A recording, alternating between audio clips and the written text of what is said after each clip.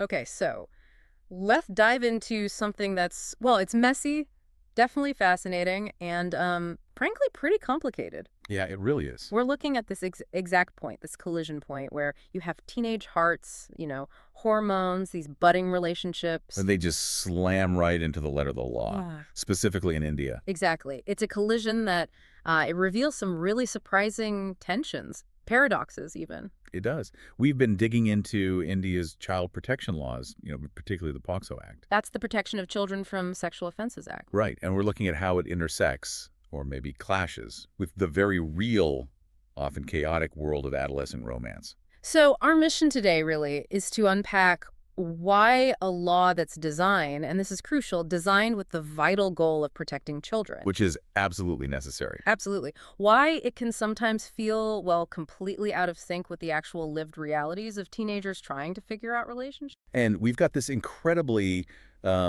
revealing recent Supreme Court case that sort of serves as our way in, our guide, if you like. Yeah, a case that forces you, really forces you, to look beyond just the law books. Mm-hmm. You have to consider the biology, the cultural context, the really human Yeah, stuff. that the law, when it's applied rigidly, might just, well, miss. Yeah, inadvertently overlooked. We found some insights here that honestly made us stop and think quite a bit. Okay, so let's get into it. Because this whole issue, it really seemed to crystallize around this specific Supreme Court case from West Bengal, right? That's the one. The ruling came down on May 29, 2025, and it just threw this tension into really sharp focus. So what were the facts? What happened? Well, the facts presented to the court involved a girl. She was 14 years old at the time. 14. 14. She left her parents' home and started living with a man who was 26 years old. Okay, quite an age gap there. Definitely. And according to the information, they said they'd performed some kind of marriage ceremony, or at least considered themselves married. And then she had a baby with him. Right. So legally, what happened? Well, under the law, specifically POSO, and also the Indian Penal Code, Yeah. this led to the man being convicted. Because legally, a 14-year-old just cannot consent to marriage, to sexual activity. It's not possible under the law. Exactly. The law views that situation pretty unequivocally as a crime. Predation, essentially. But here's the twist, isn't it? The part that really makes you pause. This is it. The critical twist that, caught the Supreme Court's attention and just leaps out when you read about it. What was it? It's that the girl herself, who, remember, is legally defined as the victim here, was described by the court as being deeply committed to the man. Deeply committed. Yes, she was raising their child, and she was actively, very actively fighting to keep him out of jail. Wow. Just think about that dynamic for a second. It completely turns the expected script on its head, doesn't it? Totally. The court observed she wasn't experiencing trauma because of him. No. The trauma, the distress she was showing, was reportedly from the prospect of his imprisonment. And we even saw that she managed to scrape together a significant amount of money Yeah, described in lakhs, I believe. to try and help him with his legal costs. I mean, that's something. And this right here is the core of the disconnect the Supreme Court pointed out. The law framed this as a heinous crime. Right? As a must under the current definitions. But the girl, the person the law designates as the victim of the man, she didn't see herself that way at all. How does she see herself then? She saw herself, it seems, as a wife, as a mother, standing by the father of her child. Mm-hmm. A completely different role. Which, okay, that forces us to look really hard at the law itself, POCSO. Let's talk about that for a moment. Enacted in 2012. Mm-hmm. And its purpose, its core goal, I mean, nobody disagrees with the intention, surely. Absolutely not. The goal is fundamentally noble, completely necessary. Mm-hmm. Protect children from sexual abuse, from exploitation. Yeah. Build a shield around them. Keep predators away. And the mechanism is strict, very clear. Anyone under 18, a child, period. Right. And crucially for this conversation, it criminalizes any sexual activity involving someone under 18. Any, regardless of consent. Regardless of whether the minor says they consent. Legally, that consent is invalid. Okay. But as we looked into this, the critique that kept coming up was about this rigidity. How does it actually play out when the relationship isn't obviously predatory? When it's, say, between two young people? Well, that's where it gets tricky. The analogy we came across compared applying POSO strictly in some of these teen relationship cases to, well, like using a bulldozer to crack a walnut. Right. Or another one was like banning a kid from ever leaving the house just because they might scrape their knee. Exactly. It's protection, but maybe taken to an extreme that while the intention is good, completely bypasses the messy, complex reality of, being a teenager. It feels, as one commentary put it, kind of unmindful of lived adolescent reality. Yeah, like a grumpy but well-meaning uncle who just doesn't get modern teenagers, doesn't remember what it was like. So the point is, while that protective instinct is vital, the strictness, the sort of black and white under 18 no exceptions approach. It really struggles, it seems, with the nuances, the spectrum of teenage interactions. Okay, now let's bring in families, because their role in this, especially in the Indian context, is huge. Families can sometimes be, well, let's just say a major buzzkill for teen romance.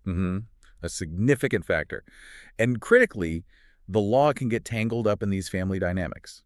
We looked at Section 19.1 of Pocso. What does that say? It's a mandatory reporting requirement. It basically says anyone, parents, teachers, neighbors, anyone who knows about or even suspects a potential Pocso offense has to report it. Has to, like legally required. Legally required. There are penalties if you know and don't report. Okay, so you can immediately see how this, even though it's meant as a safeguard, You can escalate things dramatically. all right? A parent disapproves of their daughter's boyfriend. Maybe she runs away for a bit. They could report him, maybe frame it as abduction. Exactly. And suddenly, boom, the full force of the Pocso Act comes down. What might have started as a family argument or teen drama becomes a serious criminal case, potentially landing the boy in jail. Wow. So a family issue turns legal just like that. Just like that. We saw the Delhi High Court actually tried to address this back in 2023. They made observations suggesting Pocso wasn't really intended to criminalize these consensual relationships between teens close in age. But that was just an observation, right? Not a change in the law itself? Correct. It was a judicial nudge, maybe. But the law's text, its definition, it remains pretty stark, black and white. Leaving young people potentially facing really serious life-altering consequences for situations that maybe weren't intended to be covered so harshly. Precisely.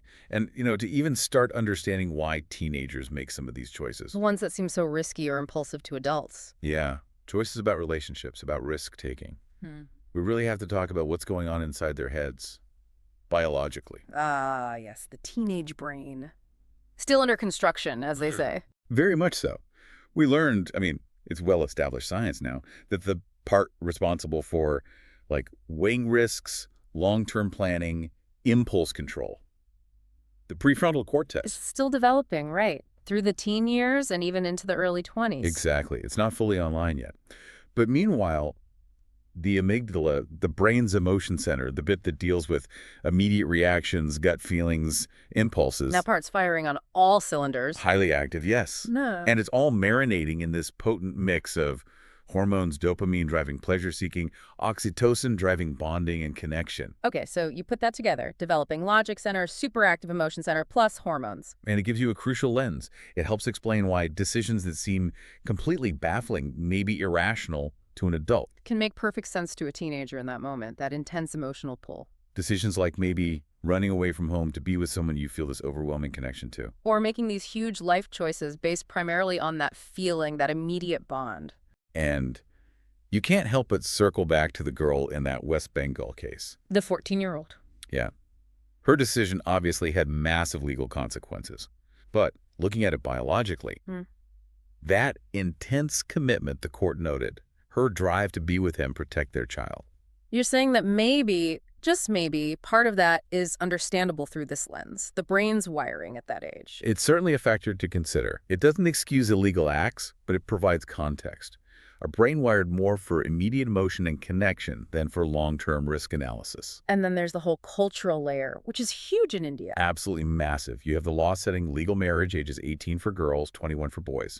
Clear lines. Thought. In many parts of the country, in certain communities, early marriage well below those legal ages, is still a reality. It's still a cultural norm for some. So you've got this clash again, a strict law saying under 18, no consent, no marriage. Operating in places where culturally, a marriage at 14 or 15 might still happen, might even be expected in some situations. It's like the law is acting like a robot, isn't it? Applying this rule without considering the cultural landscape or the biological drivers we just talked about. That's the feeling you get sometimes. It lacks that contextual understanding. And it really felt like the Supreme Court, in its ruling, was kind of gently nudging, maybe not so gently. Yeah, maybe not so gently. Nudging lawmakers to say, hey, maybe our laws need to recognize this in-between stage.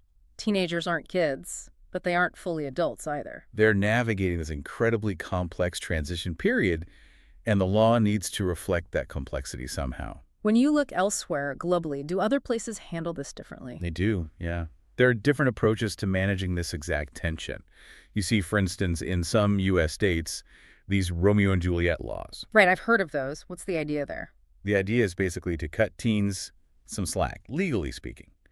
They create exceptions or allow for more lenient treatment when it's a consensual relationship between two teenagers who are close in age. So like a 17-year-old and a 15-year-old might be treated differently than, say, a 26-year-old and a 14-year-old. Exactly. It specifically tries to distinguish those peer relationships from clearly predatory situations involving significant age gaps and power imbalances. Which feels like a contrast to Pocso in India, where in these specific teen cases, it can feel, well, like you said, like a strict headmaster punishing both kids equally just for breaking the age rule. Regardless of the context or the closeness in age, we also saw other models, like in the Netherlands. What do they do?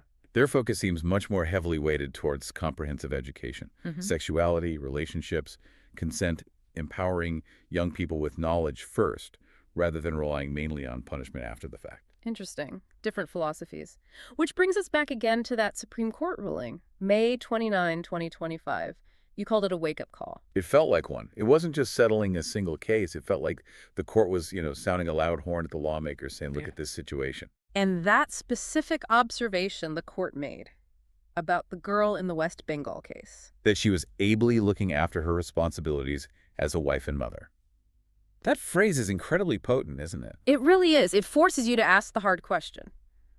Is applying the absolute maximum legal penalty, throwing the book at them in every single situation that technically falls under Pocso's definition, is that always the best outcome, the most just, the most constructive? Especially when you consider what we know about adolescence from, say, mental health experts. Right. They consistently tell us adolescence is a critical time for learning, for experimenting, for figuring things out, and yes, for making mistakes, sometimes big ones. And criminalizing those developmental missteps, slapping teens with serious charges, that can be devastating. Lifelong scars. Absolutely. And there's the other point that was raised. It also risks clogging up the legal system, overwhelming courts and resources with cases that maybe could be handled differently, more appropriately. Like the analogy someone used, arresting someone for eating too many ladoos. Exactly. Is the punishment really fitting the context, even if the action itself wasn't ideal or was technically against a rule? So if the current approach, the strict application, feels like it's missing the mark in these specific consensual teen scenarios, what are the alternatives? What are the potential flaws people are talking about? Well, one big area is around potential age of consent tweaks. And let's be clear, this isn't about weakening protections against predators. No, it's about refining the application for teens close in age. Precisely. Maybe a tiered approach. Or perhaps defining a narrow age gap, say 2 or 3 years difference between consenting teenagers. Where the automatic strict Pocso penalties might not apply in the same way, differentiating it from the larger predatory age gaps. That's one idea being discussed. Then there's the idea of counseling over cuffs. Meaning? Meaning maybe mandatory counseling for the teens involved, maybe for their families too, could be a first step, an alternative to immediate criminal charges in certain cases. Could be more therapeutic, more effective in the long run. Potentially more effective and likely less costly than the whole legal process. And then education. Always education. Educate, don't incarcerate. Right. A real push for better, more comprehensive sex ed in schools, not just the biology. But the emotional side, the relationship dynamics, the legal aspects too. Exactly. Give young people the knowledge, the tools to navigate this landscape more safely and responsibly. I know we saw that slightly tongue-in-cheek suggestion too. Parental chill pills. Yeah, maybe offered with a bit of sarcasm, but it makes a point, doesn't it? About misusing the reporting law. Yeah, that mandatory reporting, Section 19(1). What if parents use it out of spite or just to control their kids' choices rather than out of genuine fear of abuse? Maybe they need some counseling or education on teen development. Interesting thought. So these are all ideas bubbling up from this conversation, sparked by cases like the one the Supreme Court looked at? Yeah, the court didn't write a new law, but it definitely signaled we need to rethink the ingredients here. For these specific kinds of cases, the conversation needs to happen. And all of this, it fits into that much bigger picture, doesn't it? The whole societal and cultural context in India. Absolutely. There's this powerful undercurrent, you could say, of societal control, whether it's parents trying to guide or sometimes dictate their kids' choices. Or whether it's the law itself stepping in, especially around sensitive areas like relationships and marriage. And, trying to perfectly control teenagers, especially when it comes to attraction, romance.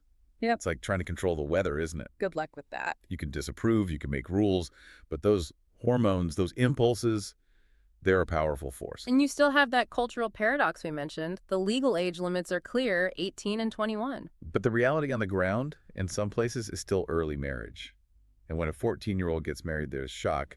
The law steps in hard. But just saying no, just applying the law after the fact, it doesn't seem very effective if you don't look at the why. Exactly. Why are young people making these choices? We saw things like poverty, lack of education, intense family or community pressure. Yeah. These often play a huge role. It's not always just simple teenage rebellion. There are deeper factors driving these decisions. Huge factors. And just telling a teen no without understanding or addressing those underlying environmental pressures? Well, remember the cat analogy. Telling a cat not to knock the water glass over. Yeah. You can tell a no all day long, but unless you understand why it's doing it or changes the environment, good luck stopping it. So it all comes back to this central, really critical tension highlighted so vividly by this West Bengal case and the Supreme Court's observations. How do we balance two vital needs? One, the absolute non-negotiable need to protect vulnerable children from genuine harm, from predators, from abuse. And two, And two, the need to acknowledge and find appropriate ways to respond to the complex reality of teenage relationships, including those that are consensual, maybe serious, even if legally problematic. because Pocso, the act itself, it's a vital tool, essential for protection. No one's arguing that. Not at all. But applying its very strict one-size-fits-all hammer to situations that look less like predatory abuse and more like, well, messy, consensual teenage choices. Even if those choices break the age law. That's where it feels like it starts to wobble. The law is still finding its balance on this particular tightrope. Or, as the analogy went, like a toddler on a tricycle. Still a bit unsteady in this specific terrain. Yeah. So the core takeaway, the call that seems to be emerging, is for balance. Laws that protect, absolutely, but maybe also laws that can guide without just punishing, that can support development without suffocating it. Laws that recognize the nuances of adolescence, that protect kids from predators effectively, but don't automatically criminalize teens for navigating the complexities of growing up and, yes, sometimes falling in love, even if they make mistakes along the way. Because at the end of the day, teenagers are going to explore relationships. They're going to have intense feelings, make impulsive choices. Fueled by those developing brains, those hormones. And they're going to try and figure things out, often with that fierce teenage determination. So given all these layers, the complexity of teen development, the diverse cultural norms across India, the intricate family dynamics, the big question left hanging is, how can we, as a society, shape a legal framework that genuinely safeguards young people, that fosters their well-being, that supports them through this critical stage? instead of just prosecuting them for essentially being teenagers navigating a really complex world, it's a question that this case and the issues it raises really leaves you thinking about.